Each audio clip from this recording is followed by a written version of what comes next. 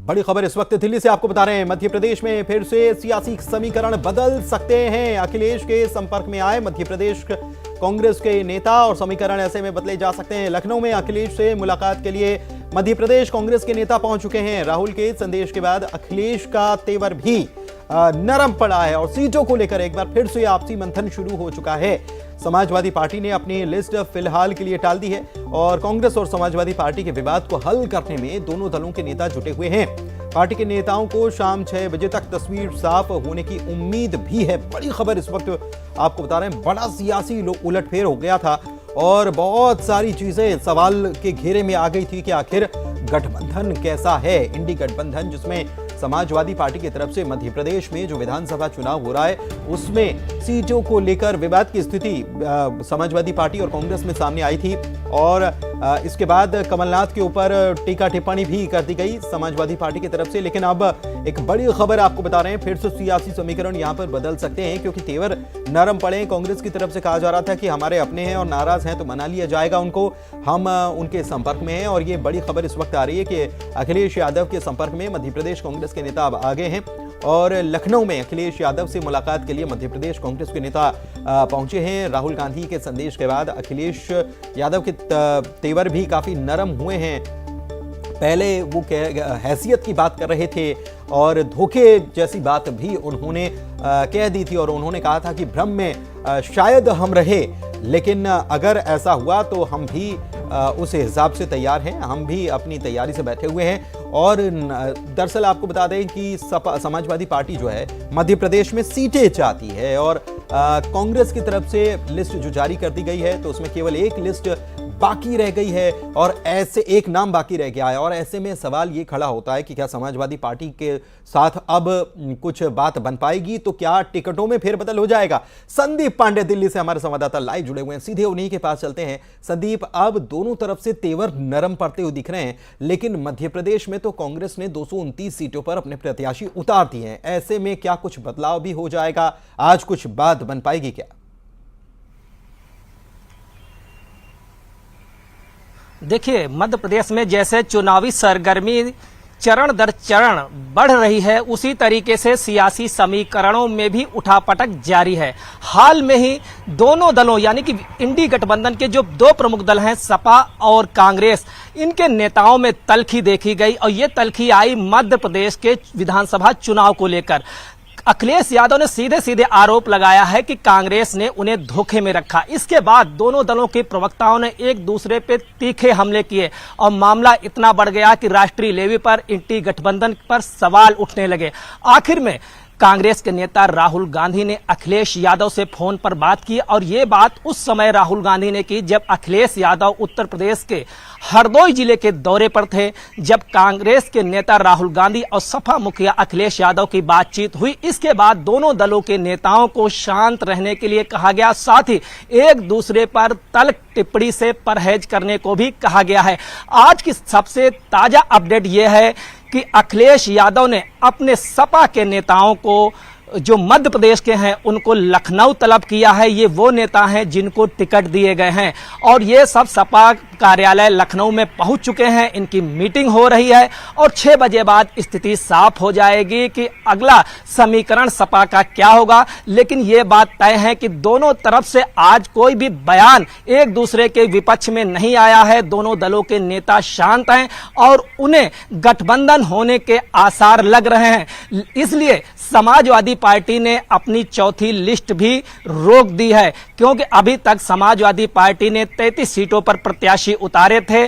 चौथी लिस्ट भी उसकी आनी थी, लेकिन समाजवादी पार्टी ने चौथी लिस्ट जारी करने से फिलहाल रोक लगा दी है। समाजवादी पार्टी के लखनऊ मुख्यालय में मीटिंग चल रही, इसमें समाजवादी पार्टी के वो सभी नेता आए हैं जिनके मध्य प्रदेश में टिकट जारी किए गए थे। वहीं मध्य प्रदेश कांग्रेस के नेता अखिलेश यादव और पार्टी के प्रमुख पदाधिकारियों के संपर्क में हैं और ये ऐसा तब हुआ जब कांग्रेस के नेता राहुल गांधी ने अपनी पार्टी के नेताओं को सख्त लहजे में चेतावनी जारी की है कि गठबंधन चाह रहे हैं कि मध्य प्रदेश कांग्रेस के नेता जो हैं वो अखिलेश यादव से संपर्क में हैं और लखनऊ के लिए रवाना हुए हैं। क्या कुछ नाम पता चल पाए हैं कि इसमें कौन कौन है जो मनाने के लिए या जो बात बनाने के लिए लखनऊ जा रही है? अब टिकट में बदलाव होगा या नहीं होगा, गठबंधन के जरिए सीटें तय होंगी या समाजवादी पार्टी ने जिन सीटों पर प्रत्याशी तय कर चुकी है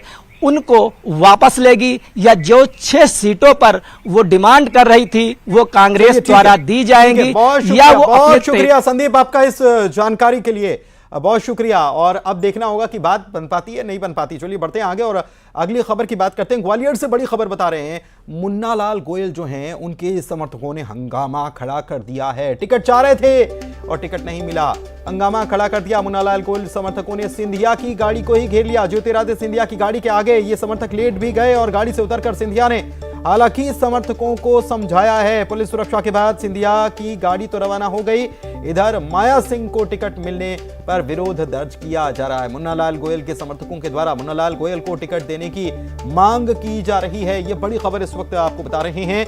कल बीजेपी की तरफ से लिस्ट जारी हुई और 92 प्रत्याशियों की लिस्ट जारी हुई। ये जंबो लिस्ट जो है इसमें सबसे बड़ी और सबसे खास बात, एक तो बीजेपी की तरफ से सबसे बड़ी लिस्ट ये रही है और बीजेपी की तरफ से जो लिस्ट जारी की गई उसमें सबसे खास बात यह कि 3 मंत्रियों का टिकट काट दिया गया और 3 मंत्रियों को मिलाकर कुल 29 लोगों के टिकट काटे गए हैं और जो दावेदार थे उनको टिकट नहीं भी मिला है। तो ऐसे में बड़े सवाल खड़े ही हो रहे थे कि क्या कांग्रेस में हमने देखा कि विरोध की आग जो है वो फैली थी, विद्रोह फूट गया था, विरोध की मशाल लोगों ने जला ली थी कार्यकर्ताओं ने जिनको टिकट नहीं मिला। तो बीजेपी में भी क्या होने वाला है, तो ऐसा ही कुछ देखने को मिला। ग्वालियर की अगर सीटों की बात की जाए तो मुन्ना लाल गोयल जो हैं जहां दावेदारी कर रहे थे उनको टिकट नहीं मिला, समर्थक हो गए नाराज। इंदौर से बड़ी खबर आपको बता दें, फैक्ट्री पर डकैतों ने धावा बोल दिया। 7 से 8 नकाबपोश डकैतों ने गार्ड को आज बंधक बना लिया। फैक्ट्री ये बंद बताई जाती है और यहां डकैतों ने फैक्ट्री में फायरिंग तक की है और उसके बाद गार्ड से मारपीट की गई है।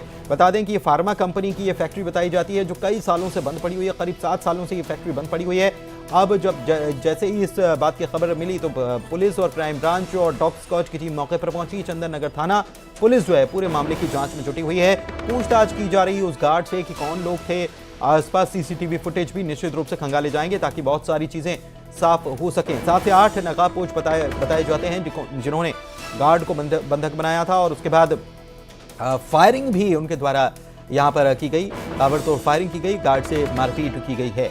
लेकिन ये सब क्यों हुआ, कौन ये लोग थे और किस वजह से ये पूरा घटनाक्रम हुआ है, ये अभी तक चीजें साफ नहीं हो पाई।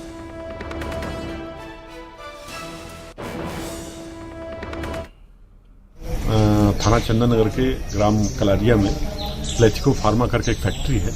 वहाँ के गार्ड ने जो है वो थाने पर सूचना दी कि जो है कुछ बदमाश जो है वो आ गए हैं और वो यहाँ पे पथराव और फायरिंग वगैरह कर रहे हैं। जिस पर से सूचना मिलने पर तुरंत पुलिस की टीम जो है यहाँ पे लेथिको फार्मा पहुँच गई थी और यहाँ पे सर्च वगैरह किया गया है और किसी प्रकार के अभी आरोपी मिले नहीं हैं।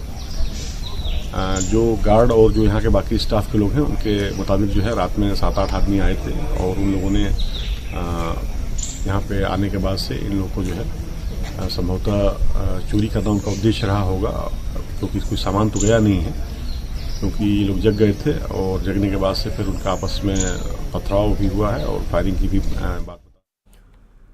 और चलिए बढ़ते आगे, नरसिंहपुर से बड़ी खबर आपको बता रहे हैं जहां पर ब्लास्ट होने के बाद सड़क पर ही टैंकर पलट गया। मुंगवानी थाने के नेशनल हाईवे 44 के पास ये हादसा हुआ है। खापा बॉर्डर पर यह हादसा पेश आया है और सिवनी से दरअसल ये दतिया की तरफ ये जा रहा था टैंकर जिसमें सोयाबीन का तेल भरा हुआ था और जैसे ही ये पलटा, ब्लास्ट हुआ और उसके बाद जैसे ही ये पलटा यहाँ पर लोग दौड़ पड़े, कुप्पियाँ लेकर चले आए और तेल को लूटने की होड़ यहाँ पर लोगों में मच गई। देखिए ये तस्वीरें, सोयाबीन से भरा हुआ सोयाबीन के तेल से भरा हुआ ये टैंकर था जो कि पलट गया और उसके बाद लोग इस तेल को लूटने के लिए उमड़ पड़े। लेकिन ऐसे में अगर कोई हादसा होता है तो कितना बड़ा नुकसान हो सकता है ये समझाने की किसी को भी ज़रूरत नहीं है, लेकिन उसके बावजूद भी लोग हैं ये मानने को तैयार नहीं हुए। फ्री में मिल रहा था तो लूटने के लिए यहाँ पहुँच गए।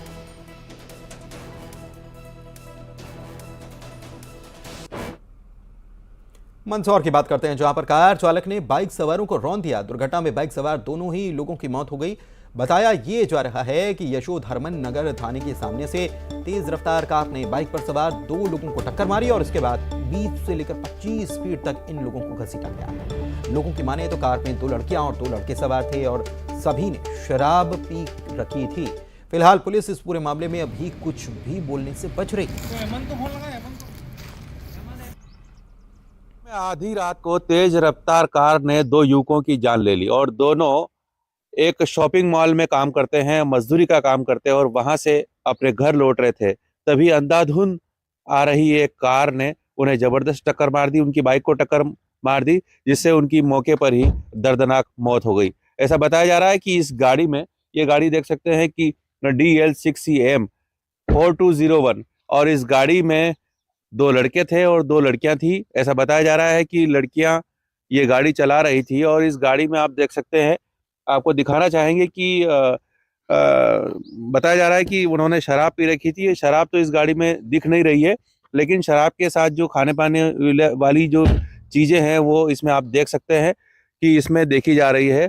और दुर्घटना करने के बाद में दोनों युवक और युवतियां मौके से फरार हो गए और गाड़ी भी उन्होंने कहीं दूर जाकर के छिपा दी थी। लेकिन पुलिस की मुस्तैदी से आखिरकार कार पकड़ में आ गई है और पुलिस उन आरोपियों की भी अब तलाश कर रही है कि जिन्होंने ये द्रुत गति से कार चलाते हुए 2 युवकों को रौंद दिया और उनकी दर्दनाक मौत हो गई। पुलिस उन आरोपियों की भी तलाश कर रही है, उन लड़कियों की भी तलाश कर रही है। लेकिन मामला शराब पीकर तेज गति से गाड़ी चलाने का सामने आ रहा है। पुलिस इस मामले में तफ्तीश कर रही है और पूरी जांच पड़ताल की जाएगी कि आखिर ये लड़के और लड़कियां कहां से आ रहे थे और आधी रात को लगभग 12 बजे कौन लड़कियां थी और लड़के कौन थे, ये गाड़ी किसकी है। इन सब मामलों पर पुलिस अब जांच में लग गई है और पता लगाया जाएगा कि जो दर्दनाक काम करने वाले मजदूर जिन्हें कहा जा सकता है, उनकी मौत हुई है, दर्दनाक मौत हुई है। उनके पीछे जो ये कारण सामने आ रहा है कि शराब पीकर गाड़ी चलाने वाला मामला, पुलिस पूरी इस मामले की जांच करेगी। नरेंद्र धनोतिया, न्यूज़ 18, मंदसौर। इधर केरल से कोरबा आ रही ट्रेन में एक दुर्लभ प्रजाति का ग्रीन वाइन स्नेक मिला है, जिसे स्नेक कैचर की मदद से आखिरकार पकड़ लिया गया। रेल कर्मियों और मुसाफिरों ने बताया कि ट्रेन के पहिए वाले हिस्से में एक ग्रीन रंग का यानी हरे रंग का सांप काफी समय से छिपा बैठा था और जब ट्रेन रुकती तो वो बाहर आकर झांकता। लोगों ने तुरंत इस बात की खबर गार्ड और ट्रेन के ड्राइवर को की। इसके बाद ट्रेन जब कोरबा स्टेशन पहुंची तो उसने कैचर की मदद से इस दुर्लभ सांप को काबू में कर लिया गया और उसे सुरक्षित जगह पर छोड़ दिया। फोटो लूं ना।